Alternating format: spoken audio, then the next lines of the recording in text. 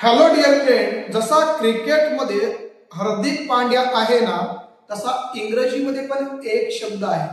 ज्या पद्धतीने हार्दिक पांड्या सगळे काम करू शकतो आणि मॅच जिंकून देण्याचं काम करतो, तसा इंग्रजीमध्ये असा एक शब्द आहे की जो तुम्हाला सगळ्या ठिकाणी वापरता येतो आणि तुम्हाला इंग्रजी सोपी करून सांगतो.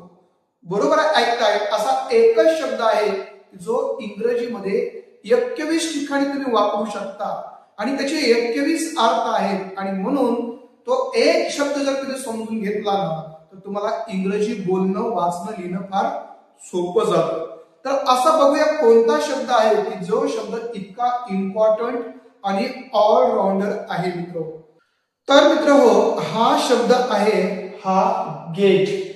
हा गेट असा ऑलराऊंडर आहे की जो तुम्हाला इंग्रजीमध्ये कुठेही वापरता येतो. जिथं जिथं तुम्हाला एखाद्या शब्दाची गरज आहे आणि तो शब्द सुचत नाही, अशा वेळेस तुम्ही जर गेट वापरला ना, तर तुमचं काम भागून जातं. म्हणजे जसं क्रिकेटमध्ये आपल्याला चांगल्या बॉलरची जेव्हा गरज असते तेव्हा आपण हार्दिक पांड्याला बोलवतो, जेव्हा चांगल्या बॅटिंगची गरज असते तेव्हा आपण हार्दिक पांड्याला बोलवतो, जेव्हा चांगल्या फिल्डिंगची गरज असते तेव्हा आपण ऑलराऊंडरला बोलवतो. तसं जेव्हा तुम्हाला एखाद्या चांगल्या क्रियापदाची गरज असते आणि तुम्हाला ते क्रियापद आठवत नाही, तेव्हा तुम्ही बिनधास्तपणे गेट वापरू शकता. कारण गेट असं क्रियापद आहे की ज्याचे जवळपास 21 पेक्षा जास्त अर्थ आहेत आणि आजच्या व्हिडिओमध्ये तुम्हाला मी कोणते अर्थ आहेत ते सांगणार आहे आणि ते कसे वाक्यामध्ये वापरायचे ते आपण बघणार आहोत. तर बघूया त्यातला पहिला जो मीनिंग आहे,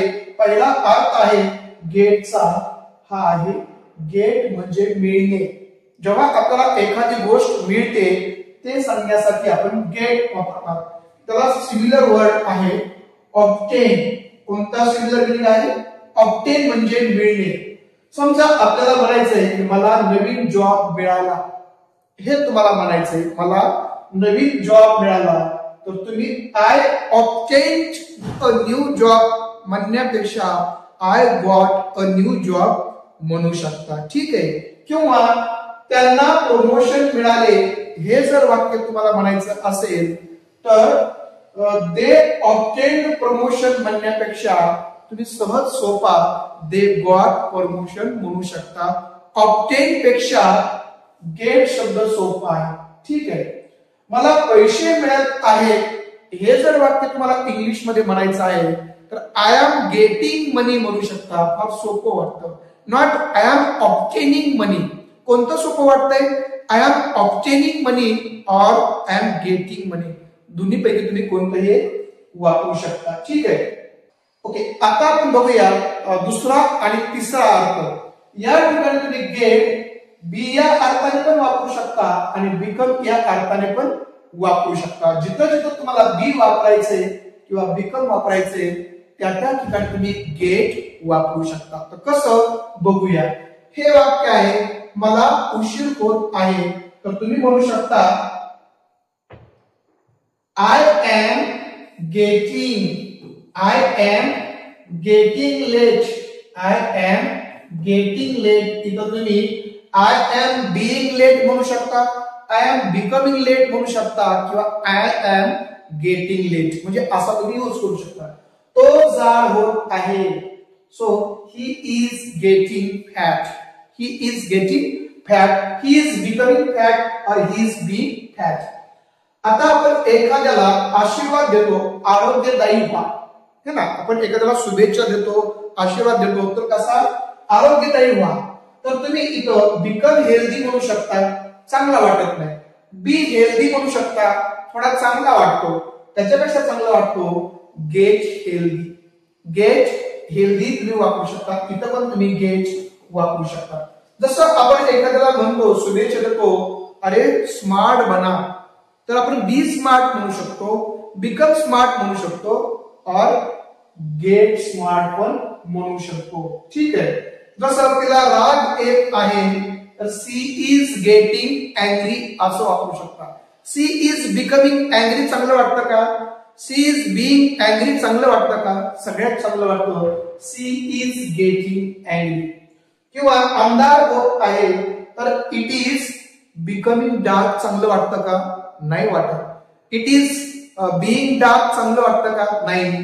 तर त्याच्या ऐवजी आपण इट इज गेटिंग डार्क चांगलं वापरलं तर आपली इंग्रजी आपल्याला चांगली वाटते, बोलायला चांगली वाटते, समोरच्याला ऐकायला पण चांगली वाटते. परिस्थिती कठीण होत आहे.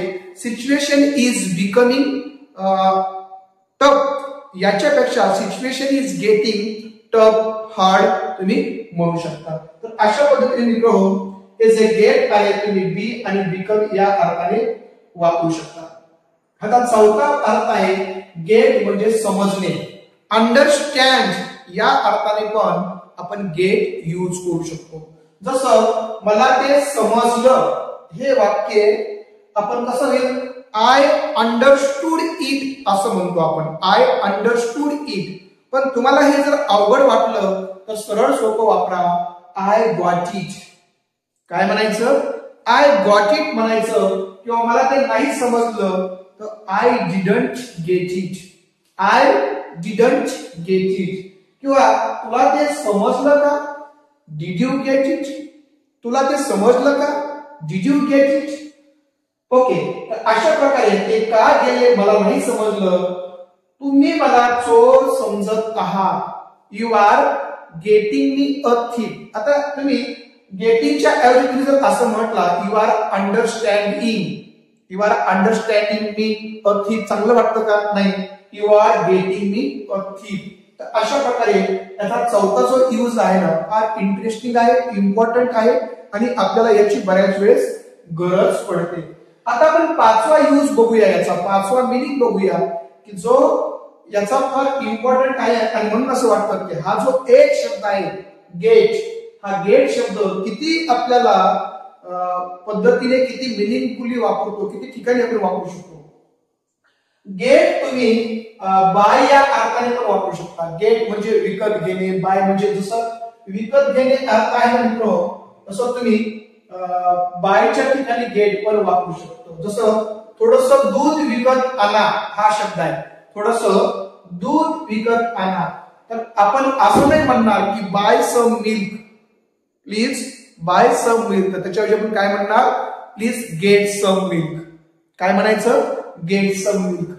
किंवा मी थोडा भाजीपाला विकत आणला तर I got some vegetables from the market असं नाही म्हणणार आपण. तर आपण काय म्हणणार? I got some market from I got some vegetables from market असं म्हणणार आपण. ओके. पापा उद्या कार आणतील तर हे वाक्य papa will buy a car tomorrow च्या ऐवजी papa will get a car tomorrow हे वाक्य आपल्याला छान वाटणार आहे. म्हणजे इथं गेटचा अर्थ बाय आहे.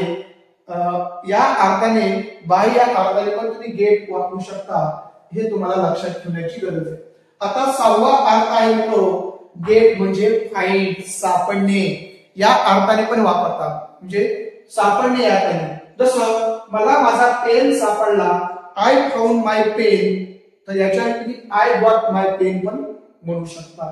किंवा तिला ट्रेन मध्ये जागा सापडली, she found a seat in the train च्या वेळी तुम्ही she got a seat in the train असं पण म्हणू शकता. त्याला काही त्रुटी सापडल्या, ही फाउंड सम मिस्टेक्सच्या ऐवजी ही गॉट सम मिस्टेक्स असं पद्धतीने पण तुम्ही म्हणू शकता. आता सातवा यूज आहे बघूया आपण. गेट म्हणजे येणे, अराईव्ह होणे, आगमन होणे अशा अर्थाने आपण अराईव्हच्या ठिकाणी गेट वापरू शकतो. अराईव्हच्या ठिकाणी गेट वापरू शकतो. जसं तो घरी सकाळी आला तर हे वाक्य अराईव्ह येऊन कसं होईल? He arrived at the house in the morning. तर त्याच्या वेळी he got at the house in the morning म्हणू शकता. ठीक आहे. तू शाळेत कधी आली? When did you arrive in the school च्या ऐवजी when did you get in the school असं तुम्ही म्हणू शकता. म्हणजे अराईव्हच्या ठिकाणी तुम्ही गेट वापरू शकता. ठीक आहे. आता आपण पुढचं बघूया.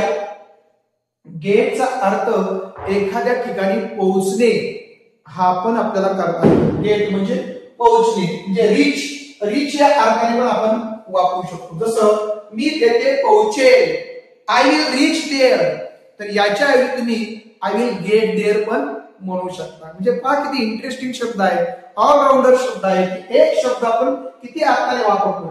आम्ही न्यूयॉर्कला सकाळी पोहोचू, तर we will get at New York in the morning असं वाक्य तुम्ही करू शकता. किंवा टॉपला पोहोचण्यासाठी त्याने फार मेहनत केली, हे वाक्य he worked very hard to reach top प्लेसच्या ऐवजी तुम्ही टू गेट टॉप प्लेस पण म्हणू शकता. म्हणजे जिथं जिथं रीच आहे तिथं तिथं तुम्ही गेट वापरू शकता. ठीक आहे. आता नववा काय अर्थ आहे बरं? गेट म्हणजे आणणे. What is the meaning of get? We can also use it as bring. आपण ब्रिंग सारखा पण गेट वापरू शकतो. जसं की ती खुर्ची आण, ब्रिंग दॅट चेअर, तुम्ही गेट दॅट चेअर पण म्हणू शकता. किंवा थोडा चहा आण, याच्याऐवजी ब्रिंग सम टी, तर याच्याऐवजी गेट सम टी पण तुम्ही वापरू शकता. किंवा जा पाणी आण, याच्याऐवजी तुम्ही गो अँड ब्रिंग वॉटरच्या ऐवजी गो अँड गेट वॉटर पण वापरू शकता. अशा पद्धतीने तुम्ही हा नववा यूज पण करू शकता. आता 10 नंबरचा जो यूज आहे ना, त्याचा काय 10 नंबरचा यूज आहे? तर 10 नंबरचा यूज आहे की एखाद्याला एखादी गोष्ट करण्यासाठी कन्व्हिन्स करणे, तयार करणे, एखाद्याला रेडी करणे, एखादी गोष्ट करायला. जसं मी त्याला क्रिकेट खेळायला तयार केले, रेडी केले किंवा मेंटली त्याला प्रिपेअर केले. तर मग काय होऊ लागते? I convinced him to play cricket. I convinced him to play cricket. तर तुम्ही याच्यावर काय करू शकता? I got him to play cricket.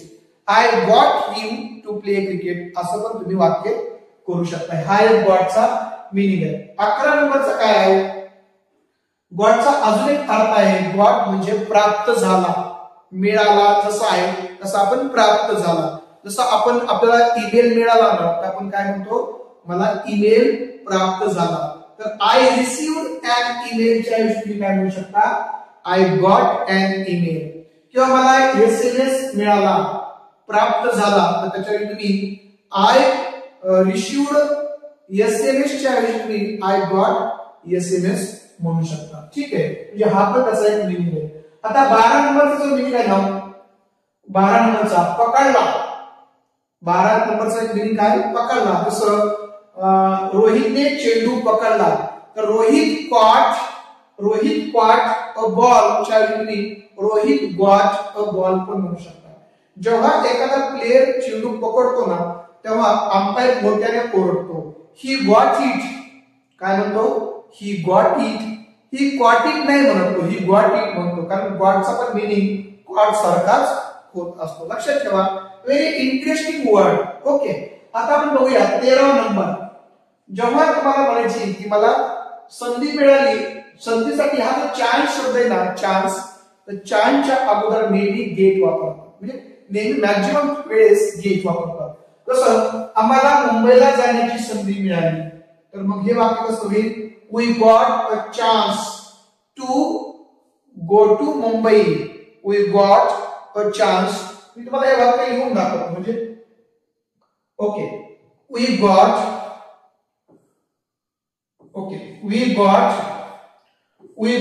या ठिकाणी भूतकाळ असल्यामुळे गॉट घेतला आपल्याला.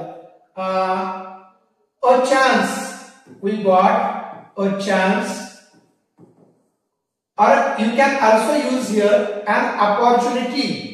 अपॉर्च्युनिटी पण वापरू शकता. To go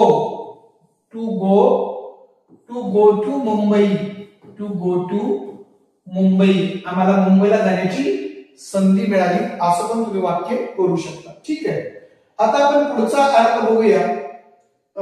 getup. आता हे जे आहेत ना, हे जे 5 फ्रेजल वर्ब्स आहेत. फ्रेजल वर्ब्स म्हणजे काय असतात? की हे जे क्रियापद आहे, क्रियापदाला लागून दुसरे काही शब्द जोडून येतात, त्यांना आपण फ्रेज म्हणतो. आणि हे वर्ड असल्यामुळे याला फ्रेजल. गेटअप. जेव्हा एखाद्या आंदोलनातून उठतो, आपण त्याला गेटअप म्हणतो. गेटअप फ्रॉम द चेअर, खुर्चीवरून उठ, आंदोलनातून उठ, तर गेटअप वापरतात.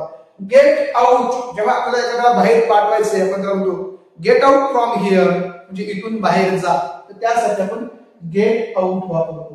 आणि गेट ऑन. बसमध्ये चढण्यासाठी, ट्रेनमध्ये चढण्यासाठी, विमानामध्ये चढण्यासाठी get on the bus, get on the train और गेट ऑन अन एरोप्लेन असं गेट ऑन वापरतात. गेट ऑफ म्हणजे खाली उतरण्यासाठी, get off from the train, get off from the bus अशा अर्थाने आपल्याला गेट ऑफ वापरू शकतो. आणि गेट इन म्हणजे आतमध्ये येण्यासाठी, गेट इन माय हाऊस घरामध्ये ये, get in my room room मध्ये ये अशा अर्थाने तुम्ही त्याचा यूज करू शकता. तर अशा पद्धतीने मित्रो हा जो एक शब्द आहे जवळपास आपण 18 मिनिट बघितलेले आहे. आता 19 नंबरचा जो यूज आहे ना तो थोडासा वेगळा आहे. जेव्हा आपल्याला एखाद्याकडून काम करून घ्यायचं आहे, जेव्हा आपल्याला एखाद्याकडून काम करून घ्यायचं आहे तेव्हा गेटचा या अशा पद्धतीने यूज करतात. म्हणजे हे स्ट्रक्चर वापरतात, सब्जेक्ट वापरतात, ओके सब्जेक्ट वापरतात, नंतर गेट वापरतात, ज्याच्याकडून काम करून घ्यायचे तो वापरतात आणि त्यानंतर ज्या प्रकारचं काम करायचंय जी ऍक्शन त्याच्याकडून करून घ्यायची ना तर ते इन्फिनिटिव्ह वापरतात. जसं की इथं सब्जेक्ट आहे मी आणि मला त्याच्याकडून काम करून घ्यायचंय तर तो ऑब्जेक्ट, आणि पाणी देण्याची जी ऍक्शन आहे ती वर्क. तर काय होईल हे वाक्य कसं होईल? आय